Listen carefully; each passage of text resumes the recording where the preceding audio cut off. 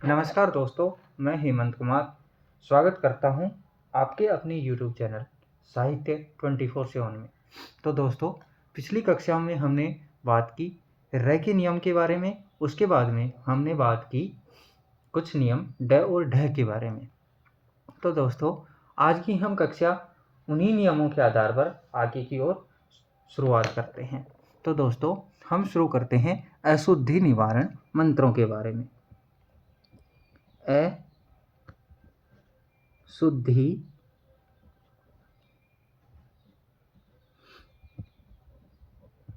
निवारण मंत्र।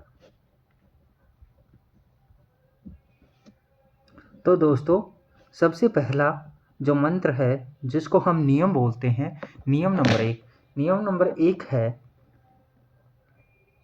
नियम नंबर एक में हम शुरुआत करते हैं मैं, में,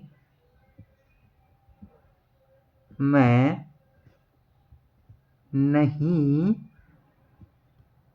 क्यों, ज्यों, त्यों, तथा, सभी बहुवचन शब्दों के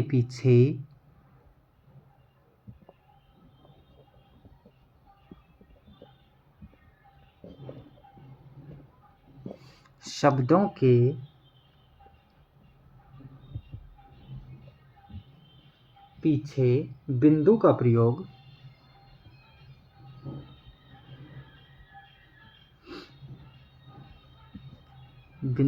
प्रयोग किया जाता है। दोस्तों, किस प्रकार से इनके पीछे बिंदु का प्रयोग किया जाता है? जैसे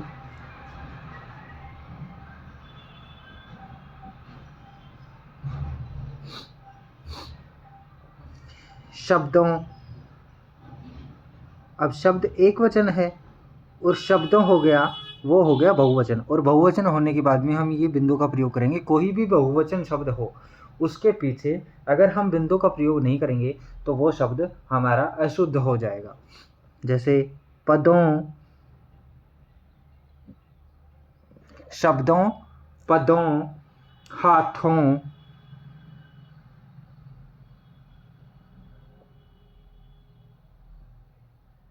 हाथों, पुस्तकें,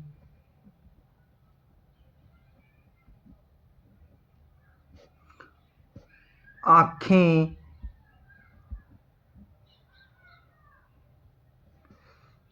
किताबें,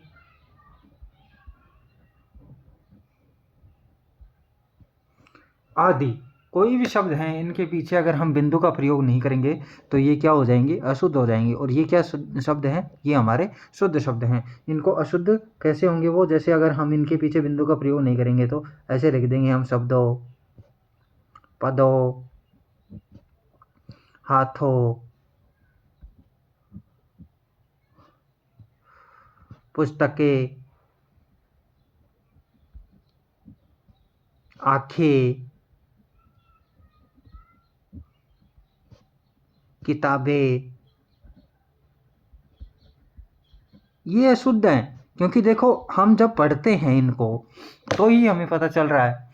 जैसे शब्दों, ओ की मात्रा आ रही है, ओ की मात्रा आ रही है यानी कि बहुवचन शब्द है। ओ की मात्रा अनुस्वार से आती है, इसलिए हम इसके पीछे बिंदु का प्रयोग करते। पदों, हाथों, किताबों, पुस्तकों, ऐसे पुस्तकें, ठीक है। ये सब क्या हैं? बहुवचन शब्द हैं। ये बहुवचन शब्द हैं, इनके पीछे अगर हमने बिंदु का प्रयोग नहीं किया तो ये शुद्ध हो जाएंगे। अब ये एक वचन शब्द कैसे हो गए? ये देखो, ये इनको लिख देते हैं यहाँ पे।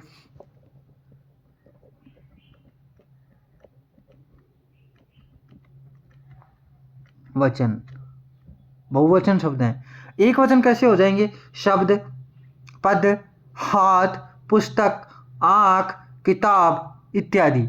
देखो शब्द, पद, हाथ,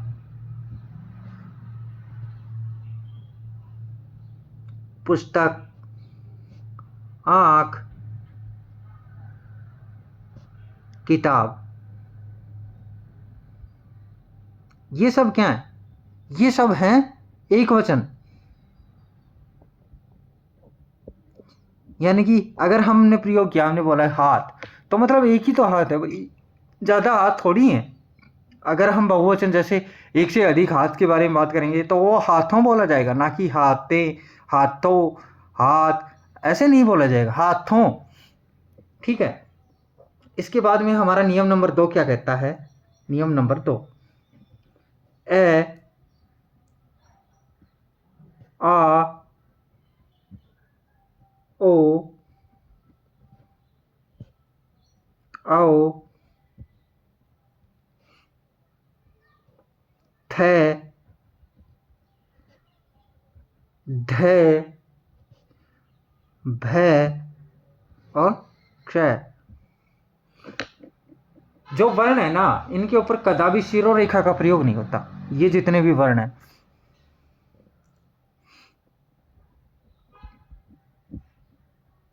वर्णों के ऊपर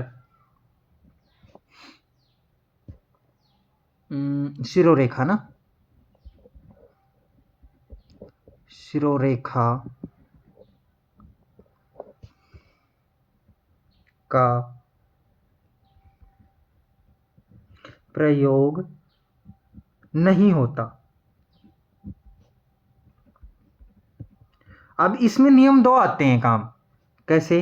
देखो नियम 1 बनाएंगे हम, नियम नंबर 1 इसमें ही। ठीक है। ए, आ, ओ, आओ, स्वरों के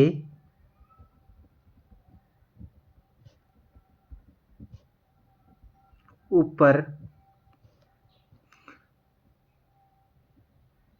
कदापि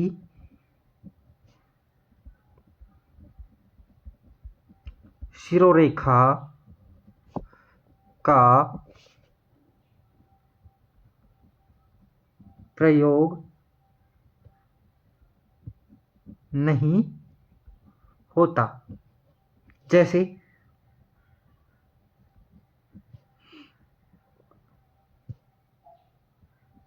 अनार,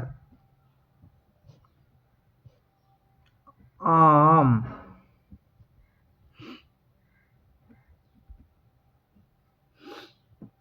औंखली और औरत। ठीक है। इनके ऊपर अगर शिरोरेखा का हमने प्रयोग किया तो ये क्या हो जाएंगे? अशुद्ध। और ये क्या है? शुद्ध शब्द हैं। जैसे अब अशुद्ध कैसे होंगे? अनार, ऐसे ना लिख करके ऐसे लिख दें, अनार। आम, आम। ओखली, औरत। अगर हमने इसके ऊपर शिरोरेखा का प्रयोग कर दिया तो ये क्या हो जाएंगे? अशुद्ध शब्द हो जाएंगे। ठीक है। अब इसी के अंदर नियम नंबर 2 लिख देते हैं हम। इसका नियम नंबर जो 2 है, इसका ही अंदर का भाग, थे, ढे, भय और क्षय। वर्णों के ऊपर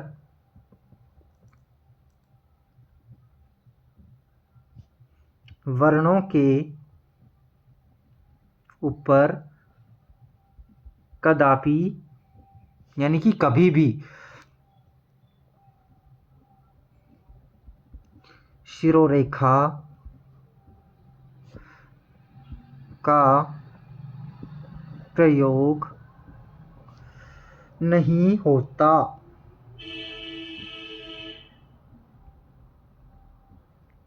जैसे उदाहरण ले लो कुछ, इसके उदाहरण।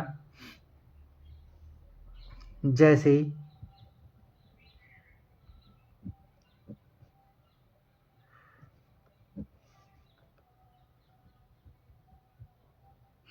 इसके उदाहरणों में जैसे लिख दो राजस्थान, स्थान,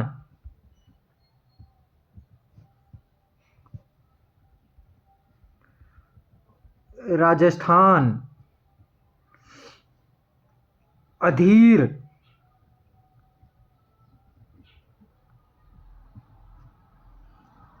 अधम,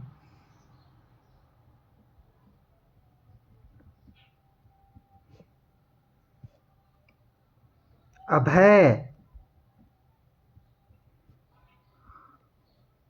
और क्या बच गया हमारे पास, क्षय। तो क्षय का लिख लो आप राक्षस, राक्षस। इनके ऊपर कभी भी शिरोरेखा का प्रयोग नहीं होगा, ठीक है। जैसे अगर इनके ऊपर हमने शिरोरेखा का प्रयोग कैसे करेंगे तो, और गलत हो जाएगा वो हमारा, अगर हमने प्रयोग कर दिया तो स्थान, ये प्रयोग कर दिया, गलत हो गया। राजस्थान, ये प्रयोग कर दिया शिरोरेखा का, गलत हो गया। अधीर, गलत हो गया। अधम, अभय, राक्षस। अगर हमने इनके ऊपर शिरोरेखा का प्रयोग कर दिया तो हमारा यह गलत हो जाएगा, ठीक है दोस्तों। इसके साथ हम नियम नंबर 4 के ऊपर आते हैं। अब हमारा जो अगला नियम है, जो नियम नंबर 3 है, सॉरी 3 नंबर नियम क्या कहता है, जैसे यहां, वहां, जहां, तहां, कहां, हां, हूं, गांव, मुंह, पहुंच।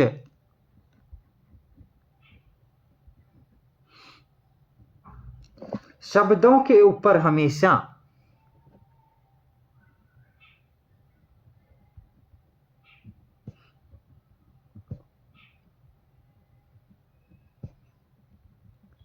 शब्दों के ऊपर हमेशा अर्धचंद्र बिंदु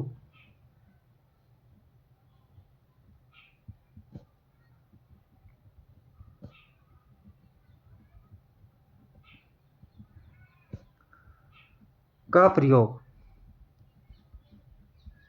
अर्धचंद्र बिंदु कैसा होता है, अर्धचंद्र बिंदु देखो ऐसा होता है, ये का प्रयोग, चंद्र बिंदु का प्रयोग होता है, अर्धचंद्र बिंदु का प्रयोग होता है, ठीक है। देखो जैसे, चलो इसके अंदर एक क्रॉस का चिन्ह लगा के लिख लो। देखो ऐसे करके एक पॉइंट बना के लिख लो। यदि किसी शब्द का उच्चारण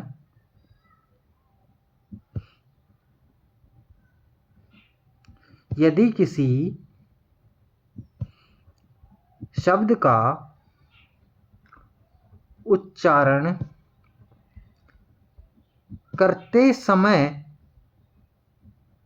अंग, अब ये अंग है ना, ये किस प्रकार से, कितने प्रकार से लिखा जाता है, ये भी अंग है, ठीक है।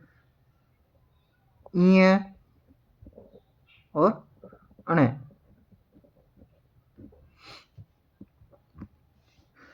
न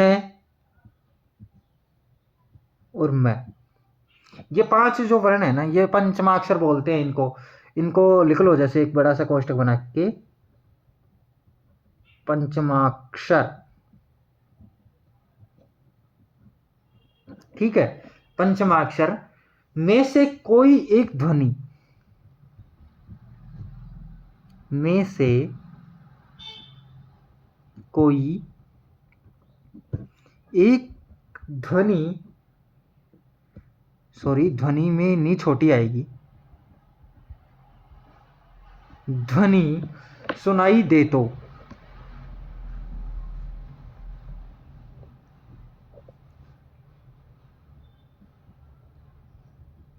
वहां अनुनासिकता, अनुनासिकता,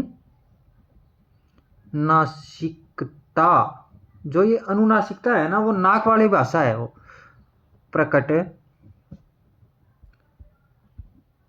करने के लिए, अनुनासिकता है उसको प्रकट करने के लिए अनुस्वार, अनुस्वार। अब अनुस्वार कौन सा है भाई?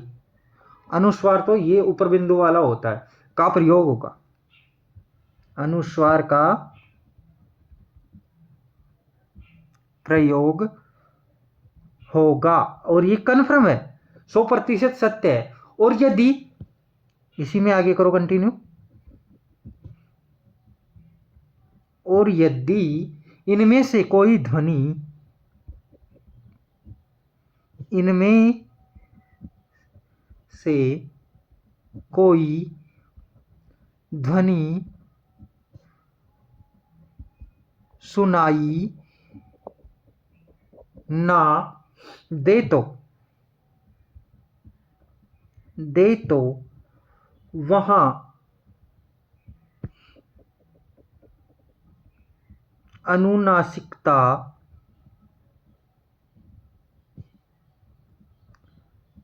प्रकट करने के लिए अर्धचंद्र बिंदु, अर्धचंद्र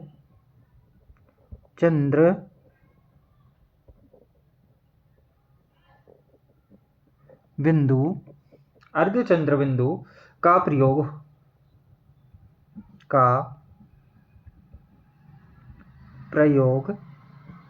किया जाएगा, होगा या किया जाएगा, होगा या किया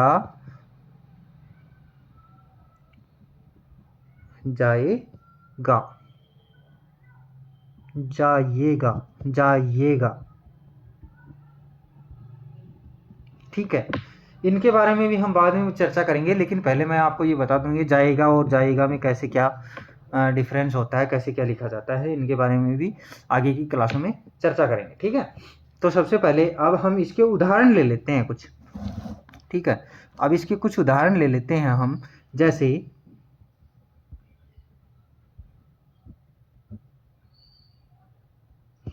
कंचन, कंचन। अब देखो, जो कंचन शब्द है, इसमें अनुनासिकता या पंचम वर्ण को प्रकट करने के लिए अंग, अनुनासिकता पंचम वर्ण की ध्वनि सुनाई दे तो उसमें अनुनासिकता प्रकट करने के लिए अनुस्वार का प्रयोग होगा। अब अनुस्वार का प्रयोग किया हमने कंचन में, बल्कि ये शब्द शुद्ध क्या है, ये भी शुद्ध है, और ये कंचन। ठीक है, समझ में आ गया, ये दोनों शब्द शुद्ध हैं। और इसी तरीके से एक शब्द और ले लेते हैं, जैसे कमल, कमल। अब ये हमारा जो दूसरा है ना, जो दूसरे वाला, जो इसी में दूसरे वाला जो प्रयोग है, यदि इनमें से कोई ध्वनि सुनाई ना दे तो अनुनासिकता प्रकट करने के लिए अर्धचंद्र बिंदु का प्रयोग किया जाएगा। अब इसमें ये अंग ये न में इनमें से कोई ध्वनि सुनाई नहीं दे रही, कमल। अब ये कमल लिखने के लिए, अब इसमें क में अनुनासिकता प्रकट करने के लिए हमने किसका प्रयोग किया है, अर्धचंद्र बिंदु का प्रयोग किया है। जैसे देखो और शब्द है कांति, कांति, कांति को इसको ऐसे भी लिख सकते हैं, कांति। क्या सुनाई दे रहा है, इसमें अनुनासिकता प्रकट कर, इसमें सुनाई दे रहा है न की ध्वनि सुनाई दे रही है। अब ये पंचम वर्ण आ रहे हैं, पंचम अक्षर आ रहे हैं इनमें, और अगर पंचमाक्षर आ रहे हैं तो क्या करेंगे, किसका प्रयोग करेंगे, अनुस्वार का। और अगर पंचमाक्षर ना आए और फिर भी हमें अनुनासिकता को प्रकट करना है तो किसका प्रयोग करेंगे, अर्धचंद्र बिंदु का। समझ में आ गया? जैसे आंखें, आंख, आंख, इसमें पंचमाक्षर नहीं है, और पंचमाक्षर नहीं है तो किसका प्रयोग किया हमने?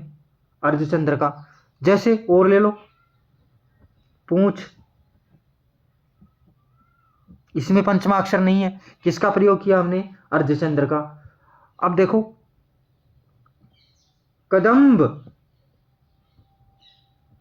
कदम्ब, कदम्ब ऐसे लिखते हैं, और कदम्ब ऐसे। देखो मैं की ध्वनि आ रही है ना, मैं की, और अगर मैं की ध्वनि आ रही है तो हमने किसका प्रयोग किया? अनुस्वार का। कंगन, अंग की ध्वनि आ रही है, कंगन, अंग की ध्वनि आ रही है, और अंग की ध्वनि आने के साथ साथ हमने किसका प्रयोग किया है? अनुस्वार का। चंदन, चंदन, न की ध्वनि आ रही है, न की ध्वनि के कारण किसका प्रयोग किया? अनुस्वार का। भांति, अब इसमें हमारी कोई ध्वनि नहीं आ रही है, लेकिन अनुनासिकता हमें प्रकट करनी है तो किसका प्रयोग करेंगे? चंद्रबिंदु का। जैसे भ्रांति,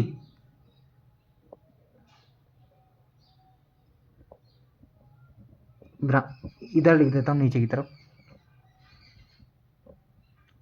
भ्रांति, इसमें न की ध्वनि आ रही है, इसलिए हमने किसका प्रयोग किया? अनुस्वार का। ठीक है दोस्तों, चलो 1 मिनट रुको दोस्तों।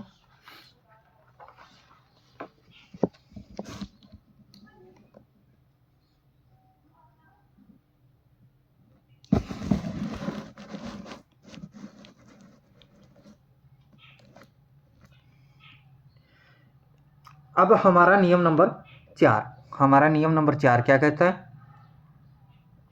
अब इसमें कुछ शब्द होते हैं, जैसे कि हमारे पास स्त्रीलिंग एक वचन शब्द है और उसको स्त्रीलिंग बहुवचन शब्द बनाएं, तो किस प्रकार से बनाएंगे? ठीक है, मतलब ये शब्द जो है ये क्या है? अशुद्धि निवारण मंत्रों में ही आते हैं। कैसे? देखो मैं कुछ और नियम बता रहा हूं आपको। देखो लिखो, यदि स्त्रीलिंग,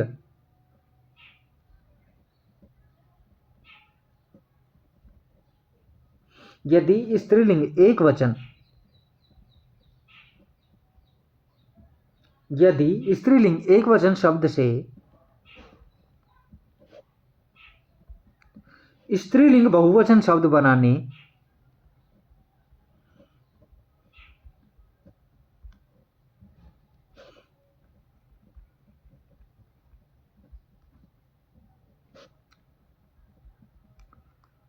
शब्द बनाने स्त्रीलिंग एक वचन शब्द से स्त्रीलिंग बहुवचन शब्द बनाने हो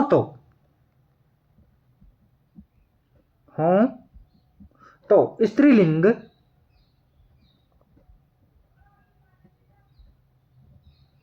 एक वचन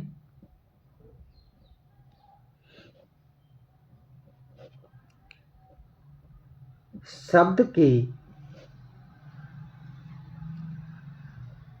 अंतिम वर्ण में लगे आ के स्थान पर आए या आओ, आए या आओ, आओ हो जाएगा, हो ये क्या हो गया? जाएगा,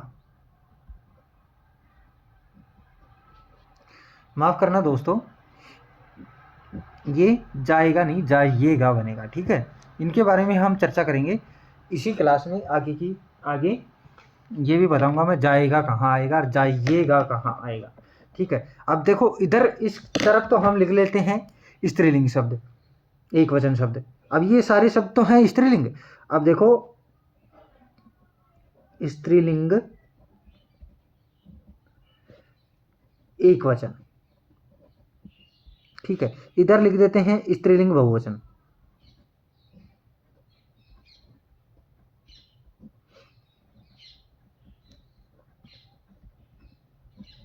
अब देखो कैसे क्या बनेगा। एक शब्द है स्त्रीलिंग एक वचन में, विशेषता। ठीक है,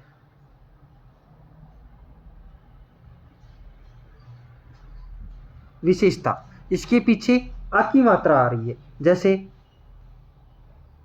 माला। ठीक है, अब इनमें बहुवचन, इनको स्त्रीलिंगों को एक वचन से बहुवचन बनाएंगे तो किस प्रकार से बनाएंगे, देखो।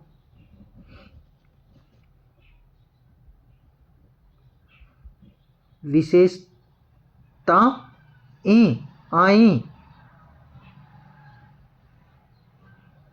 ठीक है, और अगर आऊं लगाएंगे तो विशेषताओं।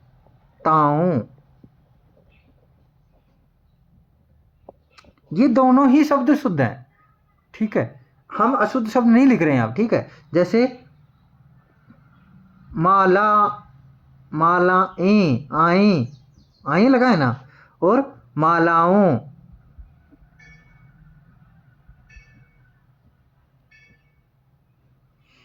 मालाएं, मालाओं, ये क्या है, ये सभी क्या कैसे शब्द हैं, ये स्त्रीलिंग एक वचन शब्द है। और एक वचन शब्दों के जैसे हमारे पास एक वचन शब्द है भाई विशेषता, इसके अंत में अंतिम वर्ण क्या है, आ लगा हुआ है, तो आ के स्थान पर या तो आई करेंगे या आओ करेंगे। जैसे कुछ शब्द और ले लेते हैं, जैसे महिला, महिला। अब इसमें क्या बनेगा, महिलाएं, या क्या बनेगा, महिलाओं।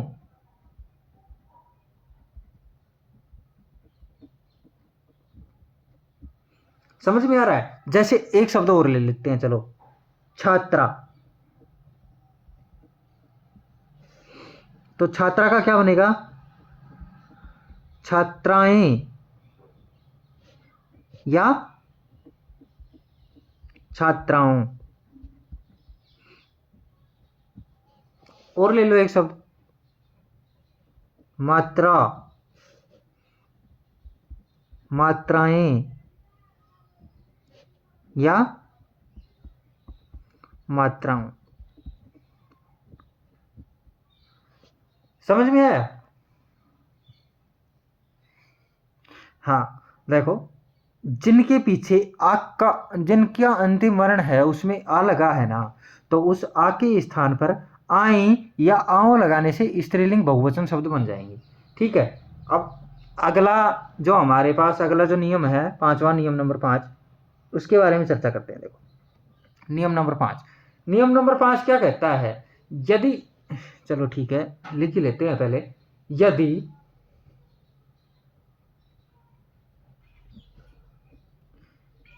स्त्रीलिंग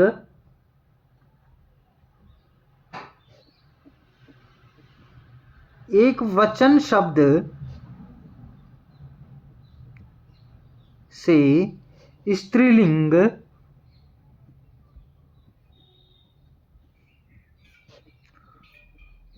बहुवचन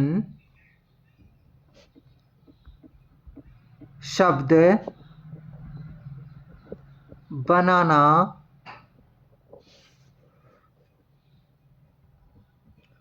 हो तो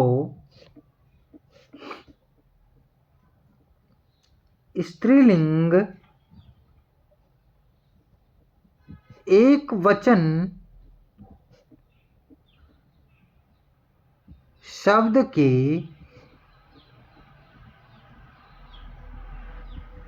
अंतिम वर्ण में लगी बड़ी ई के स्थान पर, के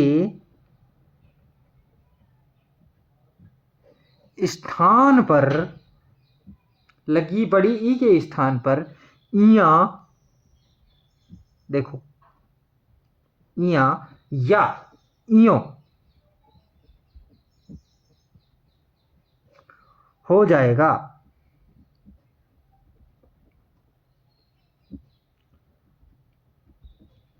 जाएगा। ठीक है, देखो कैसे हो जाएगा, इसी प्रकार से होगा। अब इधर क्या लिखेंगे हम, स्त्रीलिंग एक वचन, स्त्रीलिंग एक वचन, और इधर क्या लिखेंगे हम, स्त्रीलिंग बहुवचन। ठीक है, ये तो हो गया स्त्रीलिंग एक वचन और ये हो गया स्त्रीलिंग बहुवचन। देखो बहुत से शब्द होते हैं जो हम गलत पढ़ते हैं, गलत देखे भी हैं, कई जगह गलत लिखे भी हैं, उन्हीं के लिए हम ये चीज़ें पढ़ रहे हैं पहले। वरना मैं डायरेक्ट शुरू से ही व्याकरण स्टार्ट कर देता, जिसमें हम सबसे पहले व्याकरण में क्या बोलते हैं उसका वर्ण विचार जो टॉपिक है वो शुरू कर देते हैं। लेकिन नहीं, क्योंकि ये चीज़ें छोटी छोटी हैं, इनके बारे में हमें जानना बहुत ज़्यादा ज़रूरी है। ठीक है, तो देखो कैसे, दवाई। अब दवाई में बड़ी ई की मात्रा आती है और ये शुद्ध शब्द है दवाई। अगर इसका बहुवचन बनाएंगे तो इसका बहुवचन कैसे बनाएंगे, दवाई या, एक तो ये बनेगा। और ये हमने कहीं पे भी लिखा नहीं देखा, बड़ी ई, बड़ी ई को लिखा हुआ देखा है, छोटी ई नहीं आती। लेकिन शुद्ध शब्द क्या है, ये या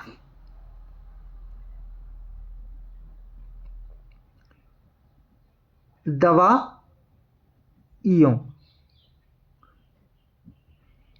दोनों में छोटी ई की मात्रा आती है। लेकिन किसी भी दवाई की दुकान पे जाके देख लेना, ऐसा नहीं लिखा मिलेगा आपको। मिठाई, मिठाई में ई हमेशा बड़ी आती है। लेकिन इसका बहुवचन बनाएंगे ना स्त्रीलिंग का, तो मिठाइयाँ या मिठाइयों। ये भी गलत लिखा हुआ देखा होगा बहुत जगह आपने। इसी प्रकार से जूती, जूती, जूतियां या फिर जूतियों।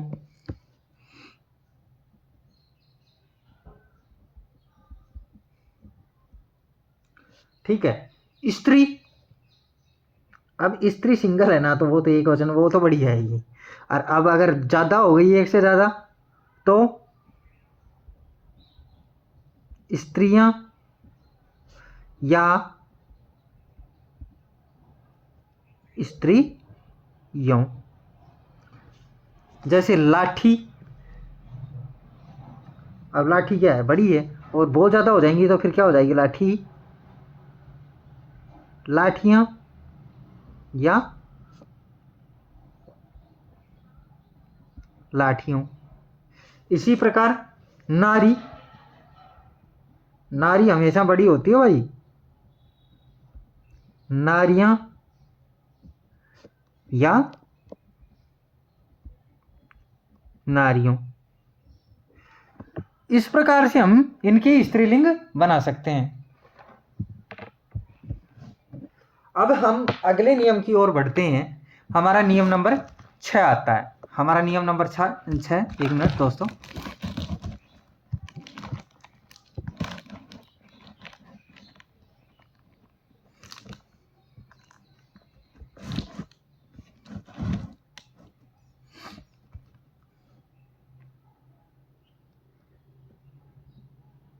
छह नंबर नियम हमारा क्या है, 6 नंबर नियम है, यदि पुल्लिंग एक वचन शब्द से, पुल्लिंग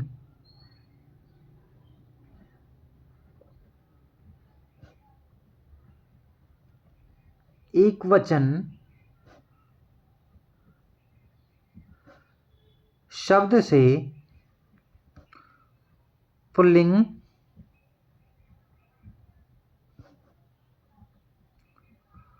बहुवचन शब्द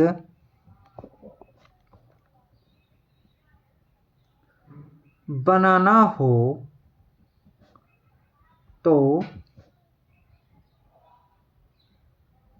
पुल्लिंग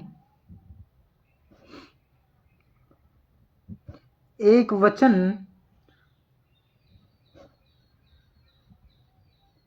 शब्द के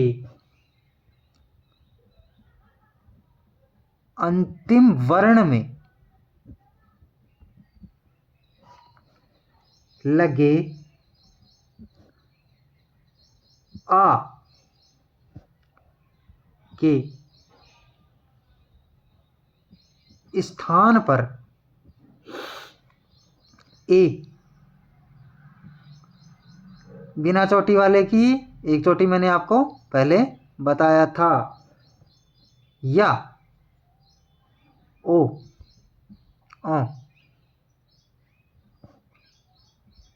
हो जाएगा। मित्रों, ये गलतियां बार बार मत करना। मैं गलती से लिख दे रहा हूँ, लेकिन मैं आपको बता रहा हूँ, हर जगह काट रहा हूँ, क्योंकि ये आपको समझ में रहे, अच्छे तरीके से आप समझ सको। ठीक है, तो अब हम क्या करते हैं, एक तरफ तो लिखते हैं पुल्लिंग एकवचन शब्द और दूसरी तरफ लिखेंगे पुल्लिंग बहुवचन शब्द। देखो हमने लिखा है पुल्लिंग एकवचन, ठीक है, और एक तरफ हम लिख देंगे पुल्लिंग बहुवचन, पुल्लिंग बहुवचन। ठीक है, अब हम कुछ जैसे देखो आ आना चाहिए अंतिम वर्ण में लगे आ के स्थान पर।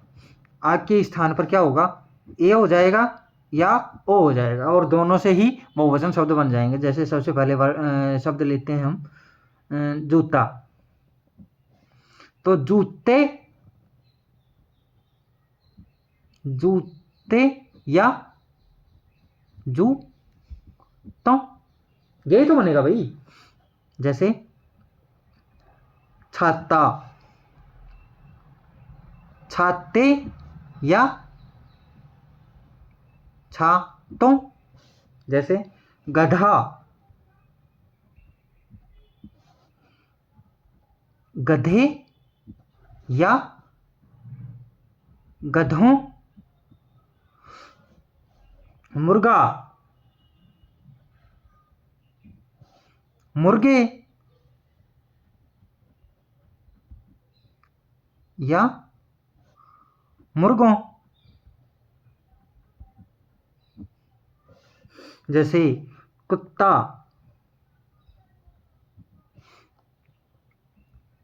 कुत्ते या सॉरी दोस्तों, ये अनुस्वार नहीं लगेगा इस पे, ठीक है, मुर्गे पे मुर्गे ही रहेगा, कुत्ते या कुत्तों। समझ में आया दोस्तों? ऐसे कुछ शब्द होते हैं जिनको हम एक वचन से बहुवचन बनाते समय हमें इन चीज़ों का प्रयोग करना पड़ता है, और जो हमारे शुद्ध और अशुद्धि में भी बहुत ज़्यादा लाभदायक होते हैं। इसलिए मैं आपको ये सब चीज़ें पढ़ाने की कोशिश कर रहा हूँ, बताने की कोशिश कर रहा हूँ कि आगे हमें कोई समस्या का सामना ना करना पड़े। तो दोस्तों, आज की क्लास को हम यहीं समाप्त करते हैं। इसके बाद में अशुद्धि निवारण के कुछ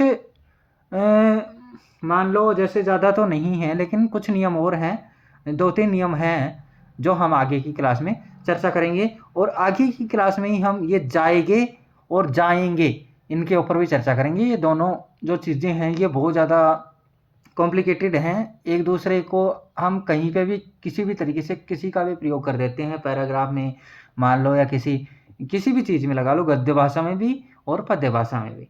ठीक है, तो आज की क्लास हम यहीं समाप्त करते हैं। नमस्कार दोस्तों।